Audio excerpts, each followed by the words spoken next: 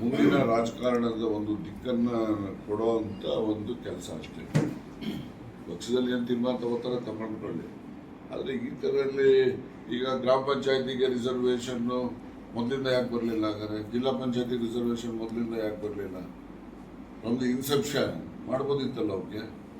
ಅದು ದಿನಗಳು ಕಳೆದಂಗೆ ಜನರು ಭಾವನೆಗಳು ಮತ್ತು ಜನರ ಯೋಚನೆಗಳು ಯಾವ ರೀತಿ ಬರ್ತದೆ ಹಾಗೆ ರಾಜ್ಯ ಸರ್ಕಾರ ನಮ್ಮಲ್ಲಿ ನಮ್ಮ ಸರ್ಕಾರದ ಇತಿಮಿತಿನಲ್ಲಿ ಏನು ಕೊಡ್ಬೋದೋ ಅದು ರಿಸರ್ವೇಷನ್ ಕೊಟ್ಟಿದ್ದಾರೆ. ಈ ರಾಜ್ಯಸಭೆ ಅಲ್ಲದಂಥದ್ದು ವಿಧಾನಸಭೆ ಮತ್ತು ಲೋಕಸಭೆಗೆ ಅದು ರಾಜ್ಯ ಸರ್ಕಾರ ಪರಿಮಿತಿ ಬರೋದಿಲ್ಲ. ಅದು ಕೇಂದ್ರ ಸರ್ಕಾರದಲ್ಲಿ ತೀರ್ಮಾನ ಆಗ್ತಕ್ಕಂಥ ಅಗತ್ಯ ಇರೋದಿಲ್ಲ. ಒಂದು ಅವ್ರ ಮೇಲೆ ಪ್ರಭಾವ ಮತ್ತು ಅವ್ರ ಮೇಲೆ ಒಂದು ರೀತಿಯಲ್ಲಿ ಒಂದು ಒತ್ತಡ ಹೇರ್ತಕ್ಕಂಥ ಕೆಲಸ ಎಲ್ಲ ಪೊಲಿಟಿಕಲ್ ಪಾರ್ಟಿಯವರು ಮಾಡಬೇಕು ಅಂತಕ್ಕಂಥದ್ದು ನನ್ನ ಆಶೆ. ನೀವು ಹೇಳ್ತಾ ಇದ್ದೀರಾ 224 ಯಾಕೆ ಬರಲಿಲ್ಲ? ಇದು 224 ಜನಕ್ಕೆ ಯಾಕೆ ಬರಲಿಲ್ಲ ಅಂದ್ರೆ ಅವ್ರವ್ರ ಯೋಚನೆ ಮಾಡೋದ್ರ ಮೇಲೆ ಹೋಗ್ತಾರೆ. ಈ ರಾಜಕಾರಣದಲ್ಲಿ ನೋಡ್ರಿ, ರಾಜಕೀಯ ಅಧಿಕಾರ ಇದೆಯಲ್ಲ ಅದು ಯಾರು ಅನುಭವಿಸಿರ್ತಾನಲ್ಲ ಅವನು ಬಿಟ್ಕೊಳಕ್ ತಯಾರಿರೋದಿಲ್ಲ. ಅವ್ನು ಯಾರೇ ಇರಲಿ, ನೀವು ಗ್ರಾಮ ಪಂಚಾಯತಿದು ಆಗಲಿ, ಅಸೆಂಬ್ಲಿ ಇರಲಿ, ಇನ್ನೊಂದಿರಲಿ, ಯಾವುದೇ ಹಂತದ ಅಧಿಕಾರ ಆದರೂ ಕೂಡ ಇರೋರು ಯಾರು ಬಿಟ್ಕೊಡಕ್ ತಯಾರಿರೋದಿಲ್ಲ. ಇಲ್ಲದೆ ಇದ್ದವ್ರು ಏನು ಮಾಡ್ತಾರೆ, ನೋಡ್ಕೊಂಡು ಅಸಹಾಯಕತನಾಗಿ ಇರ್ತಾನೆ. ಕೆಲವು ಸರಿ ಅವರು ಅಸರ್ಟಿವ್ ಆಗಿ ಆ ಅಧಿಕಾರವನ್ನ ಇರೋನ ಹತ್ರ ಅವರು ತಗೊಳ್ಳೋದಕ್ಕೆ ಪ್ರಯತ್ನ ಮಾಡ್ತಾರೆ. ಅವನು ಇರೋನು ಉಳಿಸ್ಕೊಳ್ಳೋಕೆ ಪ್ರಯತ್ನ ಮಾಡ್ತಾನೆ, ಇಲ್ಲದೆ ಇರೋನು ಗಳಿಸೋಕೆ ಪ್ರಯತ್ನ ಮಾಡ್ತಾನೆ. ಅದಕ್ಕೆ ಸಂಘರ್ಷ ಗೊತ್ತಾಯ್ತಾ? ಅದರಿಂದ ಈ ಥರ ಸಂಘರ್ಷಗಳು ಆದಾಗ್ಲೇ ಜನರಿಗೆ ಉಳಿತಾಗುವಂಥ ತೀರ್ಮಾನಗಳು ಬರೋದು. ರಾಜಕೀಯ ವಿಕೇಂದ್ರೀಕರಣ ಆಗಬೇಕು ಅಂತ ಸರ್. ರಾಜಕೀಯ ಅಧಿಕಾರ ಹಂಚಿಕೆ ಆಗಬೇಕು. ರಾಜಕೀಯ ಅಧಿಕಾರ ಹಂಚಿಕೆ ಆಗಬೇಕು ಎಲ್ಲ ಸಮುದಾಯಕ್ಕೂ ಕೂಡ. ಅವರ ಅರ್ಹತೆ ಅನುಗುಣವಾಗಿ, ಅವರ ಸಂಖ್ಯೆಗೆ ಅನುಗುಣವಾಗಿ ಈ ರಾಜಕೀಯ ಅಧಿಕಾರ ಹಂಚಿಕೆ ಆಗಬೇಕು. ಯಾವ ರೀತಿ ಗ್ರಾಮ ಪಂಚಾಯತಿ, ತಾಲೂಕ್ ಪಂಚಾಯತಿ, ಜಿಲ್ಲಾ ಪಂಚಾಯತಿನಲ್ಲಿ ಯಾವ ಆಧಾರದ ಮೇಲೆ ಹಂಚಿಕೆ ಮಾಡಿದ್ದಾರೆ ಅದೇ ಆಧಾರದ ಮೇಲೆ ಅಸೆಂಬ್ಲಿಗೂ ಕೂಡ ಲೋಕಸಭೆಗೂ ಮಾಡ್ರಪ್ಪ.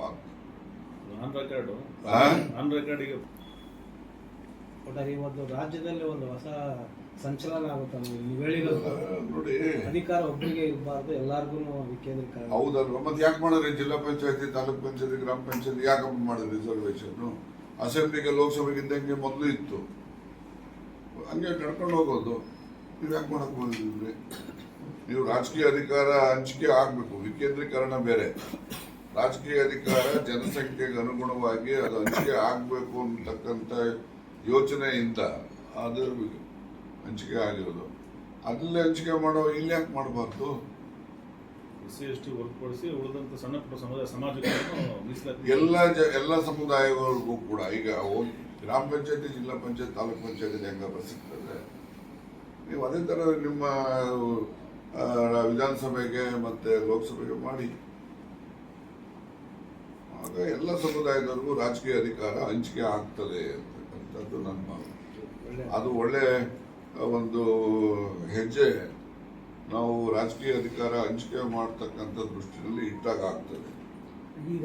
ಇದು ಬಹಳ ಜನಕ್ಕೆ ವಸ್ತು ಅನ್ಬೋದು, ಇದೇನೋ ಹೇಳ್ತಾರೆ ಅನ್ಬೋದು. ಈ ಚಿಂತನೆ ದೇವರಾಜ ಅರಸರಿಗೂ ಬಂದಿಲ್ಲ, ಸಿದ್ದರಾಮಯ್ಯವ್ರಿಗೂ ಬಂದಿಲ್ಲ.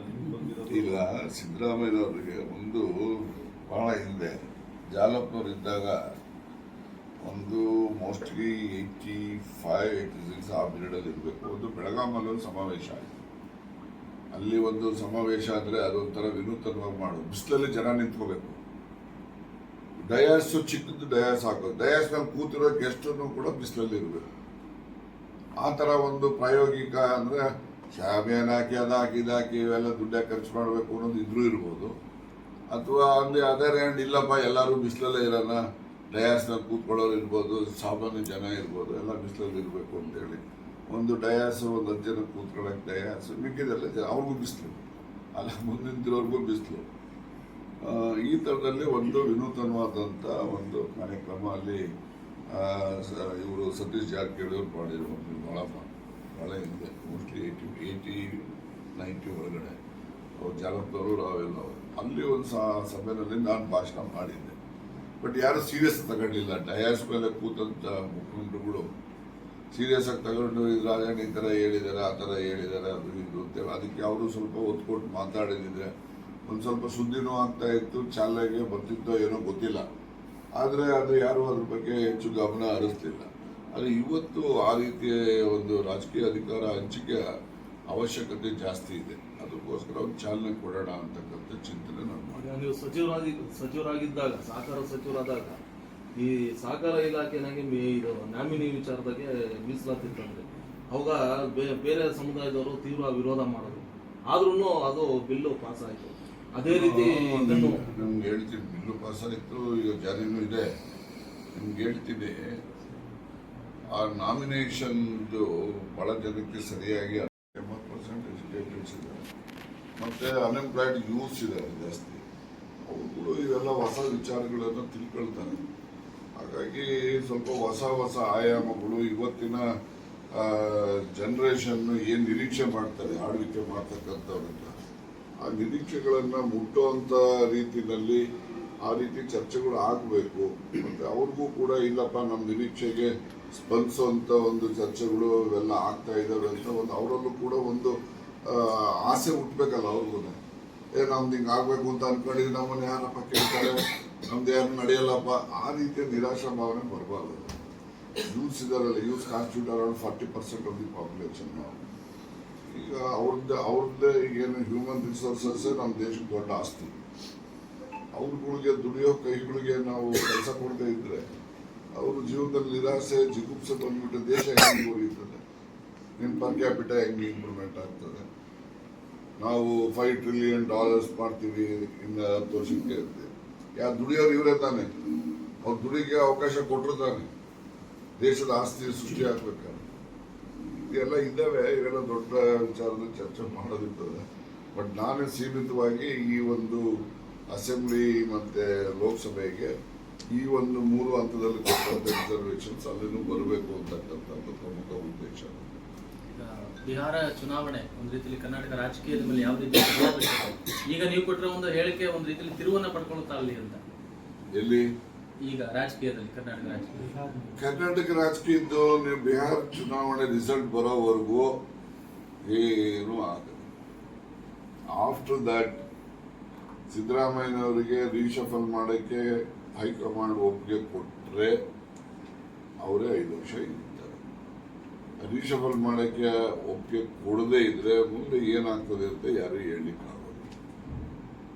ಯಾಕಂದರೆ ಹೈಕಮಾಂಡ್ನಲ್ಲಿ ಅವ್ರಿಗೆ ರೀಶಫಲ್ಗೆ ಅವಕಾಶ ಕೊಟ್ಟರೆ, ಪರ್ಮಿಷನ್ ಕೊಟ್ಟರೆ ಅವರು 5 ವರ್ಷ ಇರ್ತಾರೆ.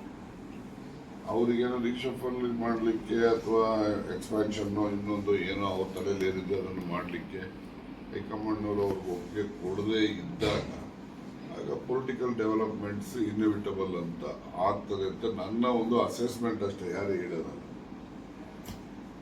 ಈಗಂತೂ ಬಿಹಾರ ಎಲೆಕ್ಷನ್ವರೆಗೂ ಏನೋ ಆಗಲ್ಲ, ಸುಮ್ಮನೆ ಮತ್ತು ಕಾಂಗ್ರೆಸ್ಸಲ್ಲಿ ಇಷ್ಟ ಆಗ್ತದೆ ಅಂತ ಮಾತಾಡ್ತೀನಿ. ಬಿಜೆಪಿನಲ್ಲೂ ಇದೆ, ಬಿಜೆಪಿನಲ್ಲೂ ಕೂಡ ಬದಲಾವಣೆಗಳು, ಮತ್ತೊಂದು ಅಲ್ಲಿ ಕೇಂದ್ರದಲ್ಲೂ ಕೂಡ ಮಂತ್ರಿಮಂಡಲ ರೀಶಫಲ್ ಮಾಡ್ತಾರೆ, ನಮ್ಮ ರಾಜ್ಯದಿಂದ ಬೇರೆಯವ್ರಿಗೆ ಅವಕಾಶ ಕೊಡ್ತಾರೆ, ಇರ್ತಕ್ಕಂಥವ್ರ ಬಗ್ಗೆ ಬೇರೆ ಬೇರೆ ತೀರ್ಮಾನಗಳು, ಅವ್ರಿಗೆ ಬೇರೆ ಜವಾಬ್ದಾರಿಗಳು ಕೊಡ್ತಾರೆ. ಈ ಥರ ಚರ್ಚೆಗಳು ಅಲ್ಲೂ ಇದ್ದಾವೆ. ಅದಕ್ಕೋಸ್ಕರ ಬಿಹಾರ ಚುನಾವಣೆ ಕಳೆದ ಮೇಲೆ ಪೊಲಿಟಿಕಲ್ ಕೆಲವು ಸ್ಥಿತ್ಯಂತರಗಳು ಇಲ್ಲೂ ಅಲ್ಲೂ ಎಲ್ಲ ಕಡೆನೂ ಆಗ್ತಕ್ಕಂಥ ಸಂಭವ ಇದೆ ಅಂತ. ಈಗ ಗ್ರಾಮ ಪಂಚಾಯತಿ TP ZP ಇವಕ್ಕೆಲ್ಲ ಅಧಿಕಾರ ಮೀಸಲಾತಿ ಕೊಟ್ಟಂಗೆ ಇದು ಹಂಗೆ ನೀವು ಹೇಳಿದಂಗೆ ಎಲ್ಲದಕ್ಕೂ ಬಂದು ಮುಂದಿನ ದಿನಗಳಲ್ಲಿ ಮುಖ್ಯಮಂತ್ರಿ ಸ್ಥಾನಕ್ಕೂ ಪ್ರಧಾನಮಂತ್ರಿ ಸ್ಥಾನಕ್ಕೂ ಏನಾದರೂ ಮೀಸಲಾತಿ ಅದು ಮೊದಲು ನೀನು ಹೇಳೋದು ಇದು ಒಂದು ಚಿಂತನೆ ಆಗಲಿ, ಗೊತ್ತಾಯ್ತಾ?